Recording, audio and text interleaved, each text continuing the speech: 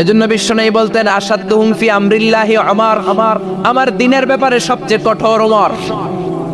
বিশ্বনবী বলতেন আমার পরে কোনো নবী নাই, কোনো রাসূল নাই, তবে আমার পরে যদি কেউ নবী হতো আমার ওমর নবী হয়ে যেত।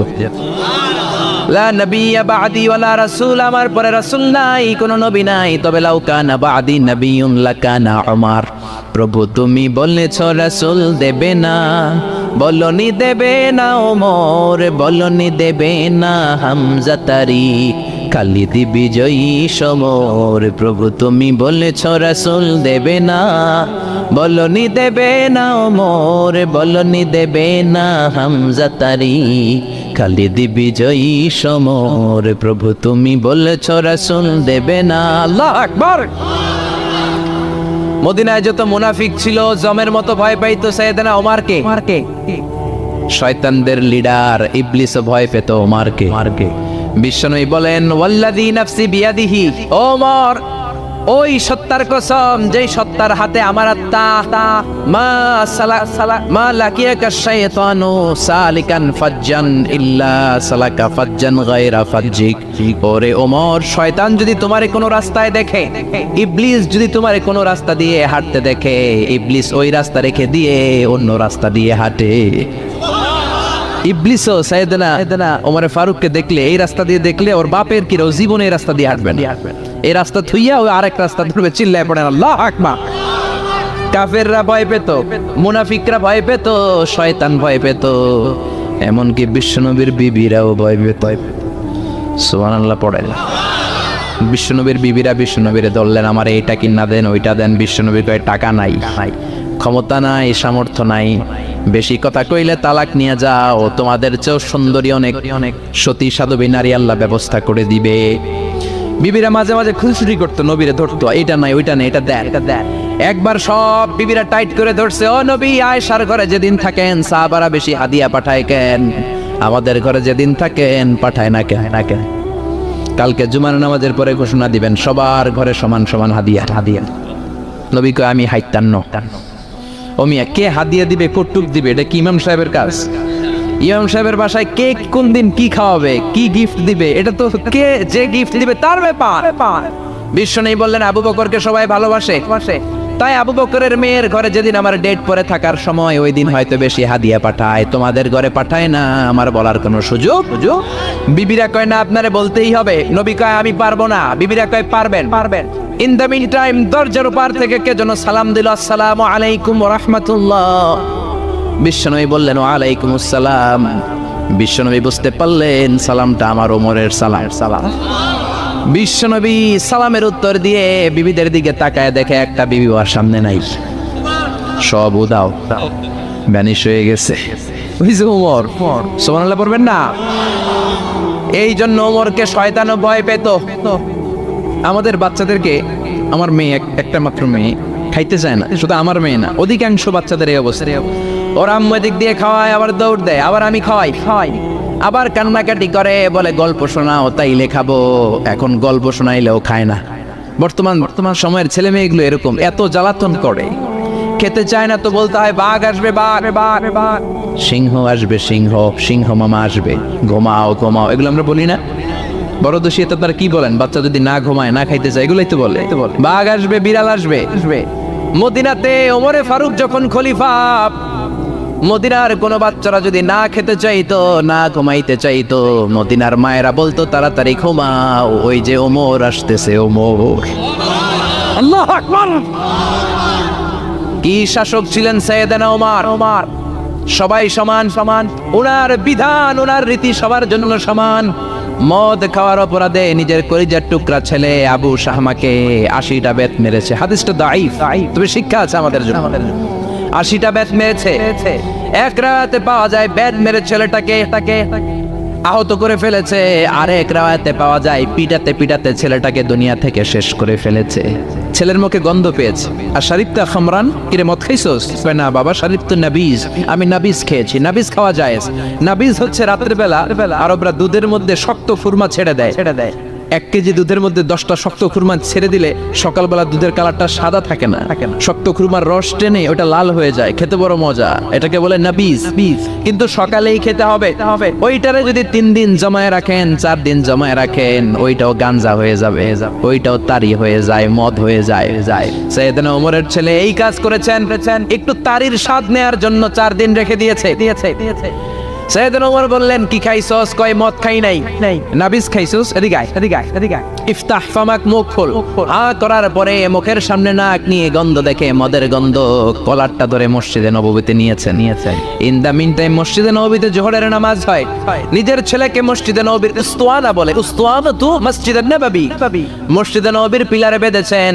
যেহেতু উনি খলিফা, মসজিদে নববীর ইমাম, জোহরের নামাজের ইমামতি করলেন। সালাম ফিরালেন, আসসালামু আলাইকুম ওয়া রাহমাতুল্লাহ, আসসালামু আলাইকুম ওয়া রাহমাতুল্লাহ। সালামের পর বললেন, মাকানাকুম ইনদানা হাদ, সুন্নতের পর বসে যাবেন, আমাদের একটা হদ আছে। আল্লাহর দেয়া যে বিধান, বিচার, এটাকে আরবিতে বলে হাদ, প্লুরাল হচ্ছে হুদুদ। আমাদের হুদুদ আছে, মানে গুরুদণ্ড আছে, বসবেন। হাজার হাজার মানুষ সবাই ওযু করে যখন ঢুকতেছিল, দেখে আবু শামা পিলারে বাঁধা। সবাই তো আশ্চর্য, কি আজীব তামাশা, প্রেসিডেন্টের পোলা বাঁধা। নামাজের পরে বাইরে আসার পরে হাজার হাজার মানুষ তাকিয়ে আছে। কানাঘুষা শুরু হয়ে যায়। সবাই বলে, কি হয়েছে?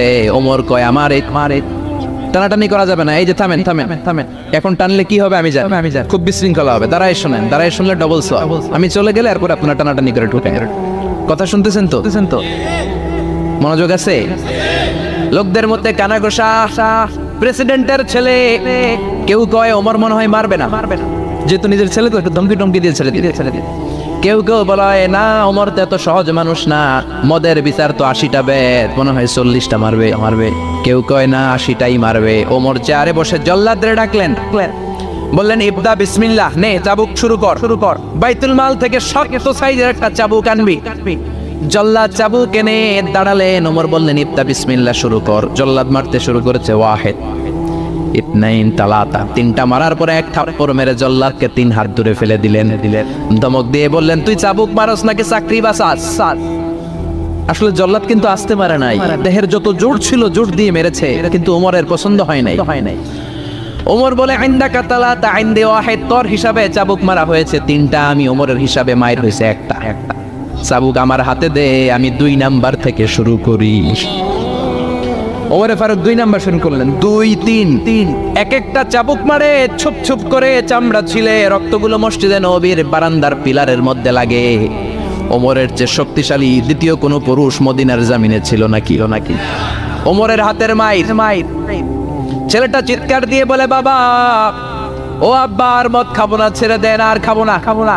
মদ তো আমি খাই নাই, আমি খেয়েছি নাবিজ। 3-4 দিন রাখার কারণে একটু মাতলামি হয়েছে আমার। আব্বা, এবারের জন্য ছেড়ে দেন, আর খাবো না। ওমরের কঠোর হৃদয়ে কোনো দয়া মায়া আসে না, মারতে লাগলেন। এবার আবু শাহামার মা, ওমরের বউ, পায়ের মধ্যে ওমরের পায়ে পড়ে ডেকে বলে, ওমর, আমার কলিজার টুকরা ছেলেটারে মারিস না। 30টা বাড়ি মারা হয়েছে, আর বাকি 50টা বাড়ির জন্য এক একটা চাবুকের বিনিময়ে আমি এক একটা উট আল্লাহর রাস্তায় সদকা করব রে ওমর। সাইয়েদনা ওমর বলে, এর নিয়ে যাও। আবু শাহামার মা উট দিয়ে আল্লাহর জাইন চাবুকের বাড়ি থেকে একটা বাড়িও কমানো যাবে না, 80টা বাড়ি দেয়া পর্যন্ত পৃথিবীর কোন শক্তি আবু শাহামারে আমার হাত থেকে ছুটাতে পারবে না। আবু শাহামার মা কাঁদতে লাগলো। ওমরের মনে দয়া মায়া হয় না। 40টা বাড়ি মারার পরে ছেলে বেহুশ, 50টা মারার পরে আবু শাহামা দুনিয়া থেকে শেষ। সবাই নিস্তব্ধ, নীরবতা, পিন ড্রপ সাইলেন্স, পিনপতন নীরবতা। রাগে তখনও গড়গড় করছে ওমা। সাইয়েদনা ওমর বললেন, গোসল দে, জানাজা দে, কবর দে। কবর দেওয়ার পরে ওই কবরের উপর 51 নাম্বার থেকে মারা শুরু করলেন। 52, 53, 60টা, 70টা, 80টা চাবুকের বাড়ি কবরের মধ্যে। বিশাল বিশাল বড় বড় বাড়ি মেরে আঘাত করে আল্লাহরে ডেকে বললেন, আল্লাহ, আমার ছেলে হওয়ার কারণে, প্রেসিডেন্টের ছেলে হওয়ার কারণে আমি পার্সিয়ালিটি করি নাই, একটা চাবুকের বাড়িও কম দেই নাই। কিয়ামতের দিন তুমি আমারে জালিমদের কাতারে দাঁড় করাতে পারবা না। আল্লাহু আকবার। ওই ওমরের শাসন যদি দেশে থাকতো, দেশটারে মদিনা বানাইতো কে? এখন রিকশাওয়ালার পোলার জন্য এক নিয়ম, প্রধানমন্ত্রীর পোলার জন্য আরেক নিয়ম, কুলিওয়ালা ঠেলাওয়ালার জন্য এক নিয়ম, প্রেসিডেন্টের মেয়ের জন্য আরেক নিয়ম। জোরে বলেন ঠিক কিনা? সবার জন্য যদি এক নিয়ম হতো, চুরি করলে যদি হাত কাটা হতো, জিনা করলে যদি পাথর মেরে গর্দানটা উড়িয়ে দেয়া যেত, বাংলার জমিনে আর কোনো চোর আর জিনাখোর পাওয়া যেত না। চুরি করলে হাত কাটো কার আইন? তবে এটা কলা চোর, মুরগি চোর, ডাব চোর, আম চোর না। যেই চোরগুলো একটা কলমের সিগনেচারের খোঁচায় দেশের 1000 কোটি টাকা মেরে দেয়, ওই চোরদের হাত আগে কাটতে হবে। যেরকম ঠিক কিনা? এক কলমের খোঁচায় শেয়ার বাজার খাইয়া ফেলায়, হলমার্ক খাইয়া ফেলায়, দেশের টাকা সুইজারল্যান্ডে পাঠায়, ওই চোরগুলার হাত। জোরে বলেন ঠিক কিনা? আল্লাহর দিন বাস্তবায়নে সবচেয়ে কঠোর সাহাবী ছিলেন ওমর। আবু বকর ছিলেন নরম, ওমরের মেজাজকে গরম বানাইছে কে? এই জন্য ইসলামের মধ্যে যেমনি সহনশীলতা আছে, আবার ইসলামের মধ্যে বিদ্রোহ আছে না নাই? ওই রকম একটা ওমরের দরকার, আমাদের বেশি চাই না। জোরে বলেন ঠিক কিনা?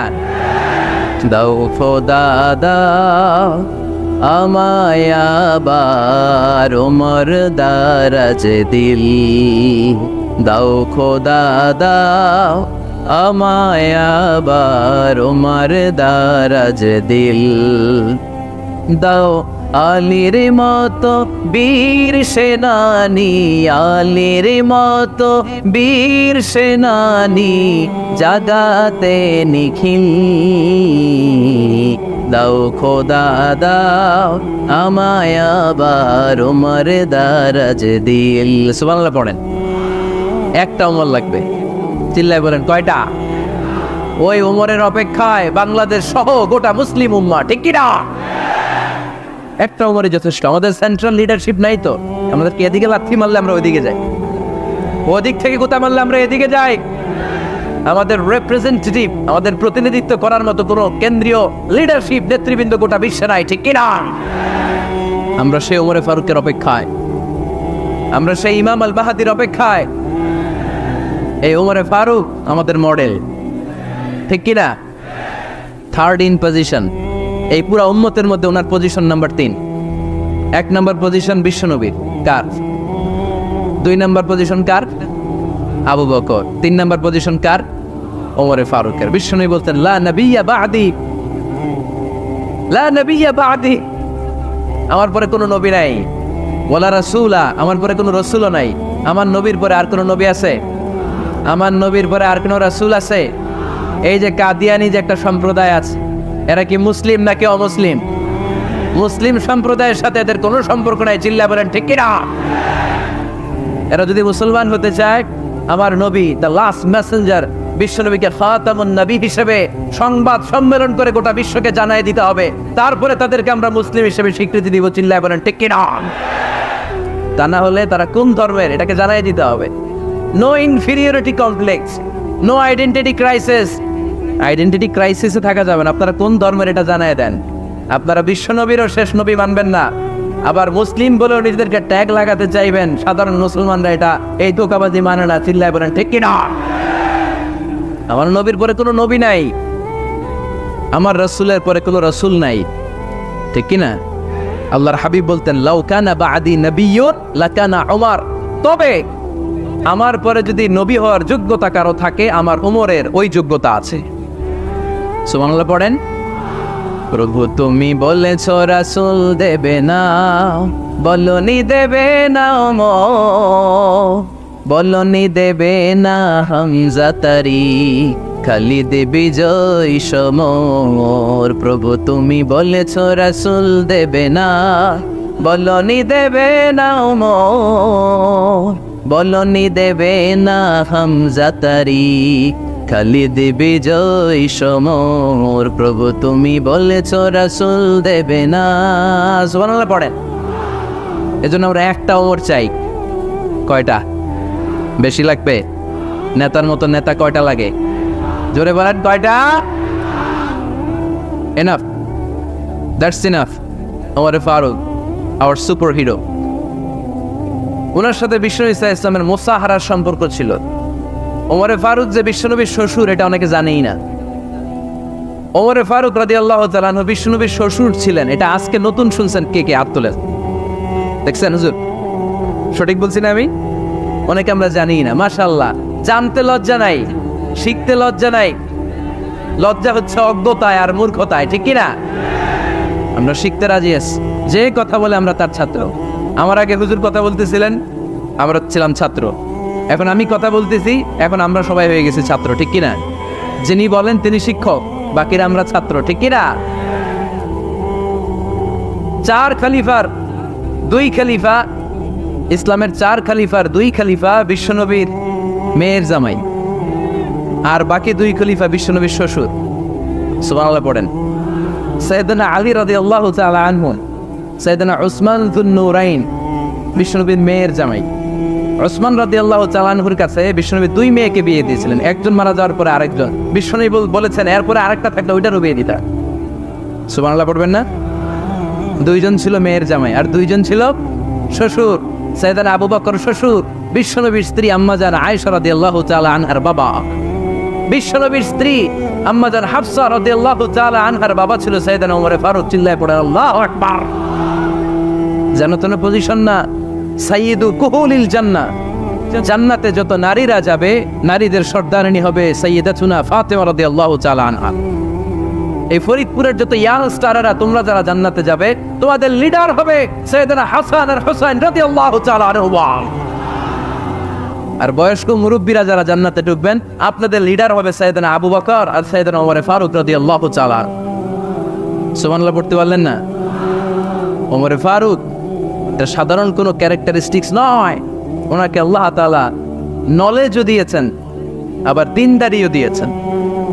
আমার দিনী ভাইয়েরা খেয়াল রাখবেন, কোনো আলেমের মধ্যে বা কোনো নেতার মধ্যে যদি এই দুইটার সমন্বয় আপনি পান, যে তার জ্ঞানও আছে আবার দিনদারিও আছে, he belongs the knowledge and he belongs the taqwa, সে গোটা বিশ্বকে জয় করে ফেলবে, ঠিক কিনা? যার মধ্যে জ্ঞান আছে, যার মধ্যে তাকওয়া আছে, তার কেউ থামায় রাখতে পারে? ওমর ফারুককে এই 2 নেয়ামত দিয়ে ধন্য করেছে কে? সহিহ বুখারীর বর্ণনা, বিশ্বনবী সাহাবীদের সামনে একটা স্বপ্নের কথা বলছেন। বিশ্বনবী বললেন আমি স্বপ্নে দেখলাম আমার আঙ্গুলের ফাঁকা থেকে দুধ বের হচ্ছে, আমি তৃপ্তি সহকারে দুধ খেলাম। খাওয়ার পরে দেখলাম আঙ্গুলের মধ্যে একটু দুধ লেগে আছে। আমার আঙ্গুলে অতিরিক্ত লেগে থাকা দুধটা আমি ওমর ফারুকের মুখের মধ্যে লাগিয়ে দিলাম। সাহাবারা বললেন ইয়া রাসূলুল্লাহ, ইয়া হাবিবাল্লাহ, মাযা আওয়ালতা বিহি, এই স্বপ্নের আপনি কি ব্যাখ্যা করলেন? আমরা তো বুঝলাম না। বিশ্বনবী বললেন আওয়ালতু বিহি আল ইলম, আমি এই দুধ দিয়ে জ্ঞানের ব্যাখ্যা করেছি, কারণ ওমরকে আল্লাহ যেই জ্ঞান দিয়েছে গোটা বিশ্বের কাউকে এত জ্ঞান দেয় না। এজন্য স্বপ্নে যদি কেউ দেখেন যে আপনি দুধ খাচ্ছেন, তার মানে আল্লাহ তাআলা আপনার জ্ঞান বাড়ায় দিবেন।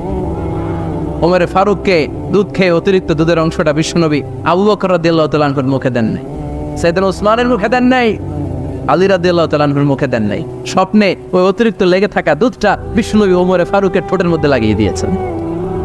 এই হাদিস থেকে প্রমাণ হয় আল্লাহ তাআলা জ্ঞানের নেয়ামতে সাইয়েদনা ওমর ফারুককে ধন্য করেছেন। আবার বুখারীর বর্ণনা, বিশ্বনবী সাল্লাল্লাহু আলাইহি ওয়াসাল্লাম আরেকটা স্বপ্নের বর্ণনা দিচ্ছেন।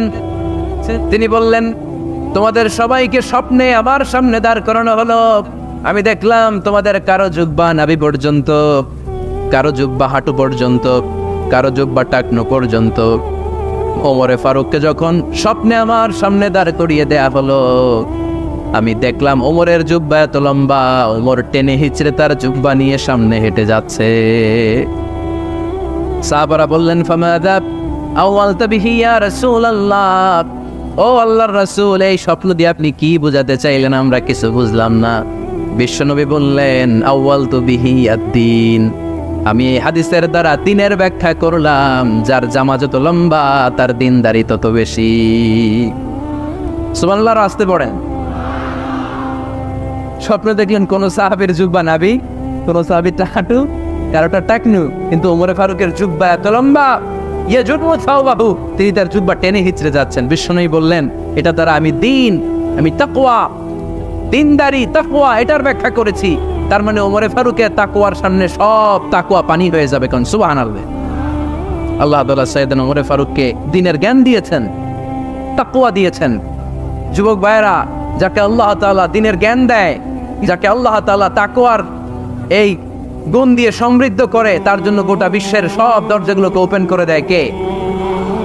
কত বড় মুত্তাকি ছিলেন সাইয়েদনা ওমর ফারুক। মদিনার সমাজে কয়জন মুনাফিক ছিল বিশ্বনবী ছাড়া কেউ বলতে পারতেন না। বিশ্বনবী কোন সাহাবীকে মুনাফিকদের লিস্ট দিয়ে যান নাই, একজন সাহাবী ছাড়া। দেখি কেউ বলতে পারেন কিনা ওই সাহাবীর নাম? কি নাম? হুযায়ফা ইবনুল ইয়ামান রাদিয়াল্লাহু তাআলা আনহু। ওনাকে বলা হতো সাহিবু সিররি রাসূলিল্লাহ, আল্লাহ রাসূল সাল্লাল্লাহু আলাইহি ওয়াসাল্লামের গোপন তথ্যের ধারক বাহক। সুবহানাল্লাহ পড়বেন না?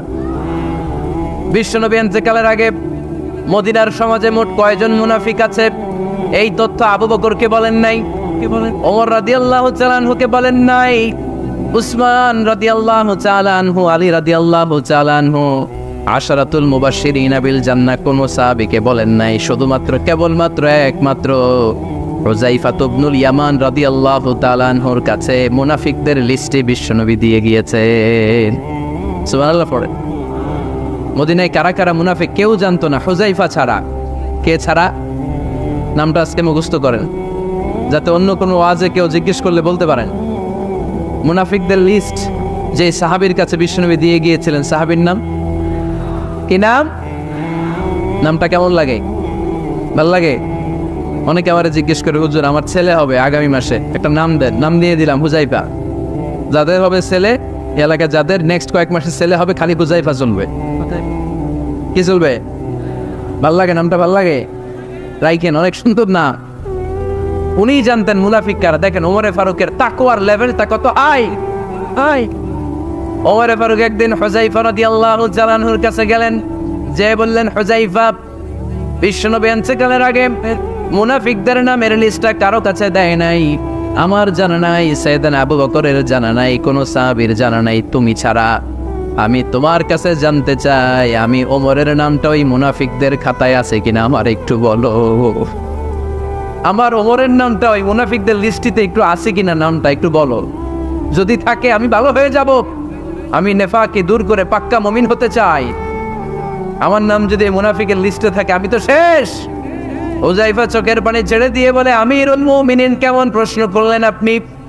আপনি বিশ্বনবীর শ্বশুর, এই উম্মতে আপনার পজিশন 3 নাম্বার। আপনারে মুনাফিকরা ভয় পায়, শয়তান আপনারে ভয় পায়। আপনি জান্নাতে সব বয়স্ক লোকদেরকে নিয়ে জান্নাতের মধ্যে আগে আগে ঢুকবেন, কেমন করে মুনাফিকদের কাতারে আপনার নাম থাকতে পারে? ওমর সুবহানাল্লাহ পড়ে। কি বিনয়ী, কি তাকওয়া! হুযায়ফাকে যে ধরতেন, হুযায়ফা একটু বলো না আমার নামটা মুনাফিকদের লিস্টিতে আছে কিনা। ওমরে ফারুকের যদি এই টেনশন থাকে যে আমি মুনাফিক হয়ে গেলাম কিনা, আমাদের এই টেনশন থাকার দরকার আছে না নাই? হ্যাঁ, যেন সব সময় আল্লাহর কাছে দোয়া করতে হবে, আল্লাহ তুমি নেফাকি থেকে আমাদেরকে বাঁচাও। আরো জোরে পড়েন আমিন। ওমরে ফারুক রাদিয়াল্লাহু তাআলা আনহু আমাদের সুপার হিরো, আমাদের সবাই বলেন আমাদের। উনি কত বড় সুপার হিরো শুনেন। উনি জুমার খুতবা দিচ্ছেন। কি দিচ্ছেন? মসজিদে নববীতে। খুতবার মাঝখানে হঠাৎ বললেন, ইয়া সারিয়াতুল জাবাল, ইয়া সারিয়াত ইবনে জানিমিল জাবাল। এই কথা বলেই আবার খুতবা দিতে শুরু করলেন। ওনার এই ইয়া সারিয়াত ইবনে জানিমিল জাবালের সাথে আগের কথারও কোনো মিল নাই, পরের কথারও কোনো মিল নাই। জুমার নামাজের পর মুসল্লি সাহাবারা ধরলেন, বললেন, ইয়া আমিরাল মুমিনিন। খুতবার মাঝখানে হঠাৎ করে ইয়া সারিয়াত ইবনে জানিমিল জাবাল বলে আপনি চিৎকার করলেন কেন? আপনার এই বাক্যের সাথে আপনার খুতবার আগের বাক্যের কোনো মিল নাই, আপনার খুতবার পরের বাক্যেরও কোনো মিল নাই। এই কথা আপনি কারে বললেন? কারে উদ্দেশ্য করে বললেন? এই কথার তাৎপর্য কি আমাদেরকে বুঝিয়ে বলেন। ওমরে ফারুক বললেন, আমি যখন খুতবা দিচ্ছি আমি দেখতে পেলাম ওই যে কয়েক মাস আগে আমি আমার মুসলিম সেনাবাহিনী পারস্যে আক্রমণের জন্য পাঠিয়েছি, বর্তমান ইরানের ওই বিশাল এলাকাতে পারস্যে আমি আমার ব্যাটালিয়ন পাঠিয়েছি। আমি হঠাৎ করে দেখতে পেলাম আমার মুসলিম বাহিনীর সেনাপতি যুদ্ধের এক পর্যায়ে তার ডানে আছে উপত্যকা, বায়ে আছে পাহাড়। সে পাহাড়ি রাস্তা ছেড়ে দিয়ে উপত্যকার দিকে যেতে শুরু করেছে। আমি দেখতে পেলাম আবার মুসলিম বাহিনী যদি উপত্যকার দিকে ছুটে বেড়ায়, কাফির মুশরিকরা আমার মুসলিম বাহিনীকে কচুকাটা করে ফেলবে। তাই আমি এখান থেকে তাদেরকে কমান্ড দিয়ে বলেছি, ইয়া সারিয়াতাল জাবাল, উপত্যকার দিকে নয় পাহাড়ের দিকে যাও, তাহলেই তোমাদের বিজয় নিশ্চিত হয়ে যাবে। উপত্যকার দিকে যেও না, ইলাল জাবাল, ইলা সারিয়াতিল জাবাল, পাহাড়ের দিকে ছোট। সাহাবারা অবাক, ঘটনা কি? উনি বসে আছেন মদিনায় মসজিদে নববীর মিম্বারে দাঁড়িয়ে, উনি যদি ইয়া সারিয়াতাল জাবাল বলে, এটা কি ইরানে যাবে নাকি? ও মিয়া, তখনকার সময়ে বর্তমানের মতো মোবাইল ছিল নাকি? ইন্টারনেট ছিল নাকি? কিছু ছিল? খালি মুখে আমি যদি বলি ইয়া সারিয়াতাল জাবাল, এটা ইরানে যাবে, ইন্ডিয়ায় যাবে, ঢাকায় তো যাবেন, ফরিদপুর শহরেই তো বসবে না, ঠিক কিনা? কিন্তু এটা আমিরুল মুমিনিন, বিশ্বাসী সাহাবারা বিশ্বাস করে নিল। কিছু মুনাফিক ছিল, এরা কয় না ঝামেলা আছে, এটা তো সম্ভব না। এক কাজ করি, এই সেনাপতি যখন বিজয়ী বেশে মদিনায় ফিরে আসবে আর আমরা ধরব। এরা দিন গুনতে লাগলো, এই সেনাপতি মুসলিম বাহিনী নিয়ে পারস্য জয় করে কবে ফিরে আসবে। এই মুনাফিকের দলগুলো কখনো সেনাবাহিনীকে অভ্যর্থনা জানাতে যেত না, কিন্তু এইবার সবার আগে মদিনার উপকণ্ঠে যে সেনাপতিদেরকে অভ্যর্থনা জানানোর জন্য ফুল নিয়ে রেডি, ফুল নিয়ে দাঁড়ায় আছে। সেনাপতি ঠুকার সাথে সাথে ধরছে, এই সেনাপতি কোত্থেকে আসছো? কয় পারস্য জয় করে আসছি। কয় এমন এমন দিন, জুমার দিন দুপুর বেলা যুদ্ধের মাঝখানে আমিরুল মুমিনিনের কণ্ঠের কোনো কথাবার্তা শুনছো নাকি? সেনাপতি অবাক, কয় তোমরা জানলা কেমনে? শুনছি তো। সুবহানাল্লাহ পড়বেন না? আমরা যুদ্ধে একটা ভয়ঙ্কর অবস্থার মধ্যে ছিলাম, পেছন থেকে শত্রু আমাদেরকে আক্রমণ করতে শুরু করে দিল। ডানে যাব না বায়ে যাব, সামনে যাব নাকি পেছনে যাব, রাস্তা খুঁজে পাচ্ছি না। ডান দিকে ছিল আমাদের উপত্যকার রাস্তা, বাঁ দিকে ছিল পাহাড়ি পথ। আমরা সোজা পথ হবে মনে করে উপত্যকার দিকে ছুটতে আরম্ভ করলাম। হঠাৎ করে আমিরুল মুমিনিনের কণ্ঠ বজ্র কণ্ঠে আমার কানের মধ্যে ভেসে আসলো। আমার মনে হলো আমিরুল মুমিনিন কেমন যেন আমাকে কমান্ড দিচ্ছেন আর বলছেন, ইয়া সারিয়াতাল জাবাল, ডান দিকে উপত্যকার পথে নয়, তাড়াতাড়ি পাহাড়ের দিকে সৈন্য বাহিনী নিয়ে উঠে যা। পাহাড়ের দিকে, ডানে না, this is wrong track and this is the right track. ওই দিন যদি ওমরে ফারুকের ওই গাইডলাইন, আমিরুল মুমিনিনের কমান্ড যদি আমি না শুনতাম, আজকে বিজয়ের বেশে ফিরতেও পারতাম না, আমাদের চেহারাও তোমরা দেখতে পেতে না। ওমরে ফারুকের ওই কমান্ড, ওই গাইডলাইন অদৃশ্য থেকে শোনার কারণে এই পারস্যের মধ্যে আমাদেরকে সেই যুদ্ধে বিজয় দান করেছে কে? দিস ইজ ওমরে ফারুক, দিস ইজ ওমরে ফারুক। বিশ্বনবী বলছেন, ওমর, মা লাকিয়াকা শাইতানু সালিকান ফাজ্জান ইল্লা সালাকা ফাজ্জান গায়রা ফাজ্জিক। ওমর, শয়তান ইবলিস যদি তোমার কোনো রাস্তা দিয়ে হাঁটতে দেখে, শয়তান ওই রাস্তা রেখে দিয়ে অন্য রাস্তা দিয়ে হাঁটে। সুবহানাল্লাহ বাড়িতে যায় বললেন, কে বলতেছে? বিশ্বনবী। কার ব্যাপারে? কার ব্যাপারে? ওমরে ফারুকের ব্যাপারে। শয়তান যদি দেখে যে ওমরে ফারুক এই রাস্তা দিয়ে হাঁটতেছে, শয়তান ওই রাস্তা রেখে দিয়ে অন্য রাস্তা দিয়ে হাঁটে। সুবহানাল্লাহ পড়েন। রাত্রিবেলা আমরা আমাদের বাচ্চা ছেলে মেয়েদেরকে যখন খাওয়াই, বাচ্চারা খেতে চায় না, এরকম হয় আপনাদের ফরিদপুর এলাকায়? এই এলাকায় হয় নাকি? খেতে চায় না বাচ্চারা, এই চকলেট দেখায়া, এই মিনা কার্টুন দেখায়া, এইটা সেইটা এগুলো সেগুলো বলে, গল্প টল্প বলে পুলায়া খাওয়ানো লাগে, তাই না? তারপরও খায় না। আমারও ছোট মেয়ে আছে, খেতে চায় না, এইটা সেইটা এমনি সেমনি খাওয়ানো লাগে। তো শেষে না পেরে মা বাবা বলতে বাধ্য হয়, ওই যে ভূত আসতেছে, ভূত, তাড়াতাড়ি তাড়াতাড়ি খাও, তাহলে যে ভূত ধরবে তোমারে। ওই যে বাঘ আসতেছে, বাঘ, তাড়াতাড়ি খাইলে তাহলে বাঘে কামড়াবে। বলি না আমরা? আপনারা কি বলেন? ভূত। আর কি বলেন? হ্যাঁ হ্যাঁ, আচ্ছা, এক এক জায়গায় এক একটা আমরা বলি, ভূত আসবে, বাঘ খাবে, ভাল্লুক খাবে, তাড়াতাড়ি খাও। মদিনাতে যখন ওমরে ফারুক আমিরুল মুমিনিন, মদিনার মায়েরাও বাচ্চাদেরকে খাওয়াতে পারতো না, ছোট্ট মেয়েদেরকে খাওয়াতে পারতো না, খাওয়া নিয়ে যন্ত্রণা করতো। বাচ্চারা যখন মদিনায় খেতে চাইতো না রাত্রিবেলায়, মদিনার মায়েরা বলতো, তাড়াতাড়ি খাও, হা হুয়া ইয়াতি উমর, হা হুয়া ইয়াতি উমর, তাড়াতাড়ি খা, নাইলে ওই যে ওমর আসতেছে, Omar. This is our super hero. সাইয়েদনা ওমর ফারুক রাদিয়াল্লাহু তাআলা শুধু শয়তানি ভয় পেত না, মুনাফিকরাও ভয় পেত, জমের মতো ভয়। শুধু তাই না, আমাদের আম্মাজান বিষ্ণু ইসলামের স্ত্রীরাও ওমর ফারুককে ভয় পেতেন। সুবহানাল্লাহ কবেন না? মাঝে মাঝে বিষ্ণু ইসলামের সাথে আম্মাজান আয়েশার ঝগড়া হতো না?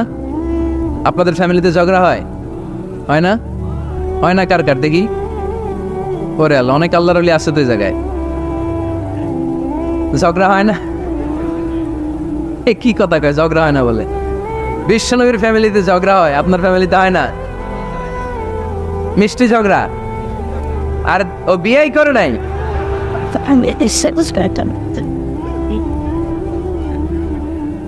ঝগড়া তো হবেই, দাম্পত্য জীবনের মজাটাই তো এখানে। কখনো ঝগড়া, কখনো আনন্দ, একটু বৃষ্টি, একটু রোদ, একটু হাসি, একটু কান্না, ভালো লাগা ভালোবাসা শেয়ার করে নেয়া, মিলেমিশে একাকার হয়ে যাও, ঠিক কিনা? তো আল্লাহর হাবিব সাল্লাল্লাহু আলাইহি ওয়াসাল্লামের সাথে আম্মাজান আয়েশার ঝগড়া হতো। তো একদিন ঝগড়া হয়ে দুইজন রেগে আছে। খবরদার দুইজন রেগে থাকবেন না, আবার একজন রাখলে আরেকজন থেমে যাবেন, কারণ এই ছোট্ট ঝগড়া থেকে এটা অনেক সময় বিচ্ছেদের দিকে গড়ায়। আমার প্রিয় ফরিদপুরবাসী, ভাবি রেগে গেলে আপনি রাইগেন না, ওই দিন আপনি একটু ঠান্ডা থাকেন। আবার আপনি রেগে গেলে, আমার মাইকের আওয়াজ যদি ভাবিরা শুনেন, আপনারা রেগে যায় না, একটু ঠান্ডা থাকবে। দুইজনে রেগে গেলে তো তৃতীয় বিশ্বযুদ্ধ শুরু, তাই না? একজন রেগে গেলে আরেকজন ঠান্ডা, কারণ এই সামান্য ঝগড়া থেকে ইগোর কারণে এটা বিচ্ছেদ আর ডিভোর্স পর্যন্ত গড়ায়। আর শয়তান এখানে উস্কানি দেয়, কারণ ইমানদারদের ফ্যামিলি ভাঙতে পারলে শয়তান সবচেয়ে বড় খুশি হয়। আর ইমানদারদের ফ্যামিলি টিকে থাকলে খুশি হয়ে যায় কে? আম্মাজান আয়েশা রাদিয়াল্লাহু তাআলা আনহার সাথে বিষ্ণু ইসলামের ঝগড়া হতো মাঝে মাঝে। একবার ঝগড়া হলো, বিষ্ণু ইসলাম রাগ, আম্মাজান আয়েশাও রাগ। তো বিষ্ণু বললেন, আয়েশা, ঝগড়া করে আর কতক্ষণ থাকবো, আসো মিটমাট করি। আয়েশা রাদিয়াল্লাহু বললেন, ঠিক আছে মিটমাট করবো। তো বিষ্ণু ইসলাম বললেন, মিটমাটের জন্য কারে ডাকবো? ওমর রে ডাকি। কয় না, ওমর রে না, ওমর গালিজ, ওমর অনেক রাগে, আমার ডর লাগে। কয় তাহলে তোমার আব্বারে ডাকি। কয় ডাকেন। কি খুশি, মেয়েদের মধ্যে অভ্যাসটা আছে না নাই? তাহলে তোমার আব্বারে ডাকি, ডাকেন। ডেকে নিয়ে আসা হলো। আবু বকর রাদিয়াল্লাহু তাআলা আনহু দাঁড়ালেন, আম্মাজান আয়েশা দাঁড়ালেন, বিশ্বনবীও দাঁড়ালেন। বিশ্বনবী বললেন, আয়েশা, তোমার আব্বা আসছে, এবার ঘটনা খুলে বলার পালা, তুমি বলবা নাকি আমি বলবো?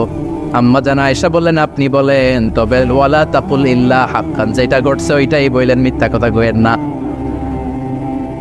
আবু বকর রাদিয়াল্লাহু তাআলা রেগে মেগে আগুন, কি এই কথা তুমি কেমন করে বলো?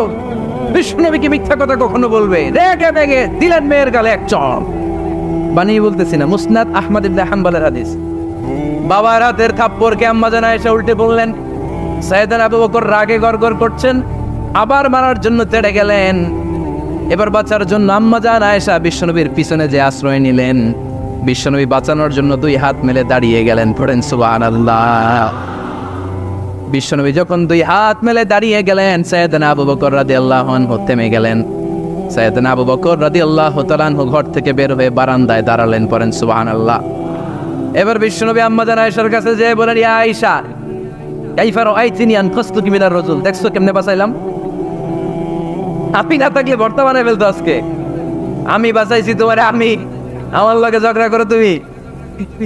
লজ্জায় পড়ে আম্মাজান আয়েশা খিলখিল করে হেসে দিলেন, বিশ্বনবীও হেসে দিলেন। দুইজনের হাসির মধুর আওয়াজ শুনে সাইয়েদনা আবু বকর বাইরে থেকে অবাক, কিরে এতক্ষণ না ঝড় তুফান, এখন দেখি হাসি। সালাম দিয়ে অনুমতি নিয়ে ভিতরে ঢুকলেন। ঢুকে দেখেন আম্মাজান আয়েশাও হাসে, বিশ্বনবীও হাসে। এ হাসি দেখে আবু বকর রাদিয়াল্লাহু আনহু হেসে দিলেন। আরশের উপর থেকে খুশি হয়ে গেলেন কে? এবার সাইয়েদনা আবু বকর রাদিয়াল্লাহু তাআলা আনহু বললেন, ইয়া রাসূলুল্লাহ, আশরিকানি ফি সিলমিকুমা কামা আশরাকতুমানি ফি হারবিকুমা। ও নবী, যুদ্ধ লাগলে, দুইজন যুদ্ধ লাগলে মীমাংসার জন্য যেমনি আমারে ডাকেন, এরকম হাসি আর আনন্দের মুহূর্তেও আমারে একটু ডাইকেন। আশরিকানি ফি সিলমিকুমা কামা আশরাকতুমানি ফি হারবিকুমা। নবী, আপনাদের মধ্যে ঝগড়া লাগলে সন্ধি করার জন্য আমারে যেমনি ডাকেন, আপনাদের হাসি খুশি আনন্দ খুনসুটি এই মজাদার মুহূর্তগুলোতে আমার বঞ্চিত রাইকেন না, আমার একটু ডাইকেন। সুবহানাল্লাহ পড়েন। এই মুসনাদ আহমদ ইবনে হাম্বলের হাদিস শোনার উদ্দেশ্য হচ্ছে বিশ্বনবী প্রথমে ওমর ফারুকের নাম বলেছিলেন। সাইয়েদনা আয়েশা বলে না, আমি ডরাই। আইবাত, দিস ইজ কল্ড আইবাত ওমর। একবার বিশ্বনবীর সব বিবিরা ধরলেন, ও নবী আমাদেরকে এটা দেন ওইটা দেন, ঘরে এইটা নাই ওইটা নাই ওইটা নাই। বিশ্বনবীকে আমার কাছে কিচ্ছু নাই, যদি এমনি আমার বউ হয়ে থাকতে চাও থাকো, তাহলে তা না হলে যা লাগবে কিনে দেব, সাথে সাথে তালাকও দিয়ে দিব। কিছু দিতে পারবো না, আমার নাই তো সামর্থ্য নাই, কিন্তু বিবিরাও ছাড়া না, এটা দেন ওইটা দেন। বিশ্বনবী রহমতের নবী, বিবিদেরকে বুঝাতেও পারেন না, বিবিরা আবদার করতেছে নবী এটা লাগবে ওইটা লাগবে। ইন দ্য মিন টাইম বিশ্বনবী একজনের সালাম শুনতে পেলেন, কে যেন দরজায় দাঁড়িয়ে বলতেছে আসসালামু আলাইকুম। বিশ্বনবী দরজার দিকে তাকালেন, তাকিয়ে বললেন ওয়ালাইকুম আসসালাম, আর বুঝতে পারলেন এটা আমার ওমরের সালাম। সালাম দেওয়ার পরে বিবিদের দিকে তাকায় দেখে একজন বিবিও নাই, সব অন্দর মহলের ভিতরে দো। সুবহানাল্লাহ পড়তে পারলেন না? This is our super hero Omar. এরকম ওমর একটা লাগবে, চিল্লায় বলেন কয়টা? একটা ওমর গোটা বিশ্বকে সোজা করে দিবে। একটা ওমর সবল আর দুর্বলের সব পার্থক্য দূর করে দিবে, মাজলুমের উপর জালিমের অত্যাচারের অবসান ঘটায় দিবে, গোটা বিশ্বটাকে সাম্য, মৈত্রী, ভালোবাসার ইনসাফ দিয়ে পরিপূর্ণ করে দিবে। সেই ওমরের অপেক্ষায় আমরা। নিজের ছেলেকে 80টা বেত মেরেছেন। কয়টা? 80টা বেত মেরেছে। এই ব্যাপারে অনেকগুলো বর্ণনা পাওয়া যায়। সবচেয়ে সহিহ বর্ণনা হচ্ছে মুয়াত্তা ইমাম মালিকের বর্ণনা। ওমর ফারুক রাদিয়াল্লাহু তাআলা আনহুর ছেলে আব্দুর রহমান মারুফুন বিআবি শাহমা ছিলেন মিশরে, ওখানে নাবিজ খেয়েছিলেন। নাবিজ হচ্ছে আরব দেশের লোকেরা দুধের মধ্যে শক্ত খুরমা রাত্রেবেলা ঢেলে দিত, ঢেলে দিলে সারা রাত ওই খুরমার রসটা দুধের সাথে মিশে দুধটা লাল হয়ে যেত। এটারে সকালবেলা খেত, খুব সুস্বাদু, এটাকে বলে নাবিজ। কিন্তু এটা রাতে ভিজাইলে সকালেই খাইতে হয়, রেখে দিলে আবার একটু সমস্যা হয়, এটা অনেকটা তারির মতো হয়ে যায়, মাতলামি চলে আস। তো ওমরে ফারুকের ছেলে নাবিজ খেয়েছেন, মদ খাননি, নাবিজ। কিন্তু নাবিজ খাওয়াতে সাকরান চলে এসেছে। সাকরান চলে আসাতে এটা যখন প্রমাণিত হয়েছে, আমর ইবনে আস রাদিয়াল্লাহু তাআলা আনহু ওনাকে 80 বেত মেরেছেন মিশরে। কয় বেত? নিয়ম হচ্ছে সবার সামনে, কিন্তু সবার সামনে না মেরে একটু গোপনে মেরেছে। এই তথ্য যখন ওমরে ফারুকের কাছে এসেছে, উনি বললেন না, মারতে হবে সবার সামনে, আলাদা মারলা কেন? ও মদিনায় ফিরে আসলে আমি আবার 80টা মারব। মদিনায় ফিরে আসার পরে সাইয়েদনা ওমরে ফারুক ওই আগের 80টারে আর ধরেন নাই, নিজ হাতে আবার 80টা বেত মেরেছেন। এই বেত মারার 1 মাস পরে এই আবু শাহমা ইন্তেকাল করেছে। অনেক ঐতিহাসিক বলে এই বেতের আঘাতে মরেছে, কেউ কেউ বলেছে নিজের রোগের কারণে মরেছে। কিন্তু দিস ইজ দ্য ইনসাফ সিস্টেম অফ ওমর। নিজের ছেলে বলে ছেড়ে দেয় নাই। এখন নিজের ছেলে হইলে 7 খুন মাফ, নেতার ছেলে হইলে 10 খুন মাফ, এলাকার মরণের ছেলে হইলে 10 খুন মাফ। নো পার্সিয়ালিটি ইন ইসলাম। ইসলামে পার্সিয়ালিটি নাই। আপনি নেতার ছেলে হন, আপনি বিজনেস ম্যাগনেটের ছেলে হন, আপনি যেই হন না কেন, ইসলামের দৃষ্টিতে সবাই সমান। চিল্লায় বলেন ঠিক কিনা? বানু মখজুমিয়া গোত্রের এক নারী চুরিতে ধরা পড়ল। সাহাবারা বললেন, নবী মদিনার সবচেয়ে ভেরি প্রেস্টিজিয়াস এন্ড ডিগনিফাইড ফ্যামিলির মেয়ে, আপনি হাত কাটেন না, কারণ ইসলামের নিয়ম চুরি করলে কি কেটে দাও। বিশ্বনবী বললেন, বলো কি হাত না কাটার জন্য তোমরা আমাকে রেকমেন্ড করছো? এটা আল্লাহর আইন, পৃথিবীর কেউ রেকমেন্ড করলো শোনার ক্ষমতা আমার নাই, কারণ আইনটা দিয়েছে কে? লাউ কানাত ফাতিমাতু বিনতি মুহাম্মাদিন সারাকাত লাকাতা মুহাম্মাদুন ইয়াদাহা। আরে বনু মাকসুমিয়া মেয়ে তো দূরের কথা, আমার কলিজার টুকরা ফাতেমাও যদি আজ চুরিতে ধরা পড়তো, তার হাত কেটে দিতে আমি 1 মিনিটও দেরি করতাম না। দিস ইজ ইসলাম। এই হচ্ছে ওমরে ফারুকের মানাকিব। এরকম ওমরে ফারুক কয়টা লাগবে? আওয়াজ করে বলতে হবে, কয়টা লাগবে? একটা লাগবে। এই সাইয়েদনা ওমরে ফারুক মদিনার প্রথম চিফ জাস্টিস ছিলেন। সর্বপ্রথম ওনার পরামর্শে সাইয়েদনা আবু বকর রাদিয়াল্লাহু তাআলা আনহু কোরআনকে সংকলন করেছেন। আমরা এই যে কোরআন পড়ি 30 পারা, এমদাদিয়া লাইব্রেরির 114টা সূরা, কত সুন্দর সন্নিবেশ করা হয়েছে, এখানে সাজানো হয়েছে। আল্লাহর হাবিব সাল্লাল্লাহু আলাইহি ওয়াসাল্লামের সময় কি এরকম কোরআন ছিল নাকি? ছিল? খেজুর পাতার মধ্যে, গাছের বাকলের মধ্যে, ওটের বড় হাড্ডির মধ্যে আর পাথরের মধ্যে খোদাই করা কোরআন ছিল। সাইয়েদনা আবু বকরের সময় রাদিয়াল্লাহু তাআলা আনহুর সময় যুদ্ধ হলো, 70 জন হাফেজ সাহাবী ইন্তেকাল করলেন। সাইয়েদনা আবু বকর রাদিয়াল্লাহু তাআলা আনহুকে ডেকে ওমর ফারুক বললেন, ও আবু বকর, এইভাবে হাফেজে কোরআন সাহাবীরা যদি দুনিয়া থেকে বিদায় হয়ে যায়, আল্লাহর কোরআনও তো বিদায় হয়ে যাবে। আমার পরামর্শ হলো আপনি সব বয়োজ্যেষ্ঠ সাহাবীদেরকে একসাথে করে কোরআনের সব কাগজগুলোকে একসাথে করে একটা নির্ধারিত কপির মধ্যে কোরআনকে সংকলন করে ফেলেন। সাইয়েদনা আবু বকর বললেন, যেটা আমার নবী করে না, এটা আমি কেমনে করি? কিন্তু ওমর ফারুক নাচরবান্দা বলে না, এটা করলে কোনো খারাপ হবে না, ভালোই হবে। মুসলিম উম্মার জন্য এক জায়গায় কোরআন সন্নিবেশিত থাকবে, আপনি করেন। সাইয়েদনা আবু বকর রাজি হয় না, ওমর ফারুকও ছাড়ে না। ওমর ফারুক বলতে বলতে বলতে বলতে এমন ভাবে সাইয়েদনা আবু বকর রাদিয়াল্লাহু তাআলা আনহুকে ধরলেন। সব শেষে সাইয়েদনা আবু বকর ওমর ফারুকের কথায় কোরআন সংকলনে রাজি হয়ে গেলেন। পড়েন সুবহানাল্লাহ। উনি বললেন, ওমর যখন আমাকে বারবার বুঝাতে লাগলো, আল্লাহ তাআলা আমার হৃদয়টা ওমরের কথা শোনার জন্য খুলে দিলেন। আল্লাহ তাআলা কেমন যেন আমাকে ইলহাম করলেন, আবু বকর করো, এই কাজের মধ্য দিয়ে আমি আমার কোরআনকে গোটা বিশ্বে জীবিত রেখে দেব। This is Umar. এই যে আমরা হিজরি সনের যে আমরা গণনা করি, এই হিজরি সনের প্রবর্তক হচ্ছে সাইয়েদনা ওমর ফারুক। সুবহানাল্লাহ। নাই আপনাদের মনোযোগ আছে না গেছে? কই ঘুমায় গেলেন মনে হয়? তাকবীর দেন তো একজন আওয়াজ করে।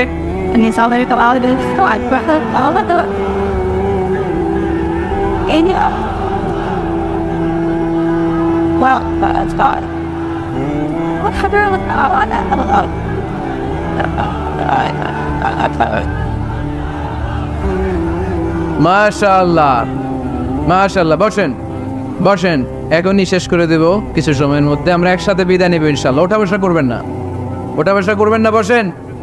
সাইয়েদনা ওমর ফারুক এই হিজরি সনের গণনা শুরু করেছে। সাহাবারা বলল, আমিরুল মুমিনিন, খ্রিস্টানদের ঈসাই সন আছে, আমাদের মুসলমানদের কোনো সন নাই।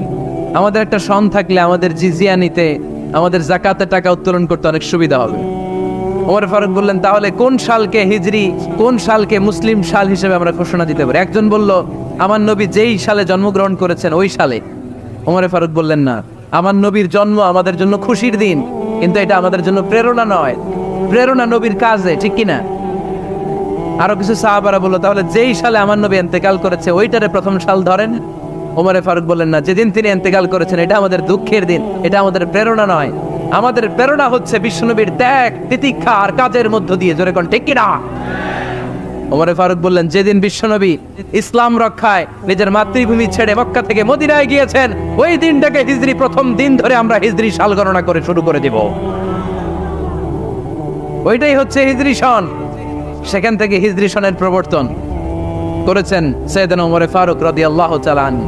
এই যে স্টেট গভর্নমেন্ট, এই যে প্রিজন, জেলখানা, ক্যান্টনমেন্ট, সচিবালয়, গণভবন, বঙ্গভবন, মুক্তিযোদ্ধাদের ভাতা, রাষ্ট্রীয় ভাতা, এই সব নিয়ন্ত্রণ সাইয়েদনা ওমর ফারুক তার রাষ্ট্রীয় আমলে তিনি নিজে করেছেন। চিল্লায় পড়েন আল্লাহু আকবার। আল্লাহ বললেন, ও ফেরেশতা কুল সবাই আমার আদেশ মোতাবেক আদমকে সেজদা করো। সবাই সেজদা করলো, একজন ছাড়া, সে কে? আরো জোরে বলেন, অস্বীকার করলো, ওয়াস্তাকবার, অহংকার দেখালো, কানা মিনাল কাফিরিন, কাফেরদের অন্তর্ভুক্ত হলো, জাহান্নামীদের সর্দার হলো। কয়টা সেজদার আদেশ? আওয়াজ করে বলেন, কয়টা সেজদার আদেশ অমান্য করছে? সেজদা কয়টা দেয় নাই? আপনি দেন নাই কয়টা? হ্যাঁ, আমরা দেই নাই কয়টা? এক সেজদা না দিয়া জাহান্নামীদের লিডার। আমরা সেজদা মিস করছি কয়টা? কয়টা? মুসলমান সেজদায় লুটিয়ে পড়তে হবে একজনের খুশির জন্য, তিনি কে? তাহলে কোরআনকে যে প্রশ্ন করেছি, কোরআন সব উত্তর দিয়ে ফেললো। কোরআন আমাদেরকে জানিয়ে দিল, তোমরা সবাই আল্লাহর নৈকট্যপ্রাপ্ত বান্দা হতে চাও, আল্লাহর কাছের বান্দা হতে চাও, তাহলে ওয়াসজুদ, কি করো? সবাই বলে নাই, আওয়াজ করে বলো মুসলমান, ওয়াসজুদ মানে কি? সেজদা করো। সেজদা করলেই আল্লাহর কাছে যাওয়া যায়। মনের যত জ্বালা যন্ত্রণা দুঃখ ব্যথা আপনি সেজদায় পড়ে আল্লাহরে বলেন। কোনো বায়া লাগবে না, কোনো মিডিয়া লাগে না, কোনো সিরিয়াল লাগে না, কোনো অ্যাপয়েন্টমেন্ট লাগে না। ডাকতে দেরি, ডাকে সাড়া দিতে দেরি হয় না। তাহলে কোরআনের আলোকে আজকে আমরা জেনে গেলাম আল্লাহর কাছে যেতে হলে সেজদায় লুটিয়ে পড়তে হয়। এবার আমরা সুন্নাহর আলোকে জানার চেষ্টা করব কি করে আল্লাহর কাছে যেতে হয়। শুনবেন, কষ্ট হচ্ছে নাকি আপনাদের? সুন্নাহকে যদি আমরা জিজ্ঞেস করি, বিশ্বনবী রেখে যাওয়া সুন্নাতে যদি আমরা একটু তালাশ করি, একটু স্ক্যানিং করি, একটু চোখ বোলাই, তাহলে সুন্নাহ আমাদেরকে বলে বেশি বেশি নফল ইবাদত করো আর আল্লাহর নৈকট্য হাসিল করো। সুবহানাল্লাহ পড়বেন না? কোরআন বলেছে সেজদায় লুটিয়ে পড়ো। যা যা বললাম আমি ওঠার আগে জিজ্ঞেস করে আবার শুনে যাবেন, কারণ আমি মনে করি এটা ক্লাস। এটা কি ক্লাসে পড়া দেওয়া নেওয়া আছে না নাই? এতক্ষণ পড়ানোর পরে জিজ্ঞেস করার দরকার আছে না নেই? কোরআন বলছে কি আর সুন্নাহ কি বলে? নফল ইবাদত। আওয়াজ করে বলতে হবে সুন্নাহ কি বলে। বুখারীর বর্ণনা, আল্লাহর হাবিব সাল্লাল্লাহু আলাইহি ওয়াসাল্লাম বলেন, মা ইয়াজালু আবদি ইয়াতাকাররাবু ইলাইয়া বিন-নওয়াফিল, বান্দা যত বেশি নফল ইবাদত করতে থাকে, করতে করতে করতে করতে বান্দা আমার কাছের নৈকট্য প্রাপ্ত বান্দা হয়ে যায়। হাত্তা উহিব্বাহু, এরপর আমি আমার বান্দারে এত ভালোবাসি, কুনতু সামআহুল্লাযী ইয়াসমাউ বিহি, বান্দা যখন শোনে সে তার নিজের কান দিয়ে শোনে না, আমি আল্লাহর কানে শোনে। কুনতু বাসারাহুল্লাযী ইউবসিরু বিহি, বান্দা যখন দেখে নিজের চোখে দেখে না, আমি আল্লাহর চোখে দেখে। ওয়ায়াদাহুল্লাযী ইয়াবতিশু বিহা, বান্দা যখন কিছু ধরে বান্দার হাতে ধরে না, আমি আল্লাহর হাতে ধরে। ওয়ারিজলাহুল্লাযী ইয়ামশি বিহা, বান্দা যখন হেঁটে যায় ওর নিজের পায়ে হাঁটে না, কেমন যেন আমি আল্লাহর পায়ে হাঁটে। আওয়াজ করে বলতে হবে আল্লাহু আকবার। মানে আল্লাহ বুঝাতে চাইলেন আমি তখন তার কান হয়ে যাই, আমি তখন তার চোখ হয়ে যাই, আমি তখন তার হাত হয়ে যাই, আমি তখন তার পা হয়ে যাই। আমার আর তার মাঝে আর কোনো ফারাক থাকে না, সে আমার একেবারে নিকটে চলে আসে। আওয়াজ করে পড়েন সুবহানাল্লাহ।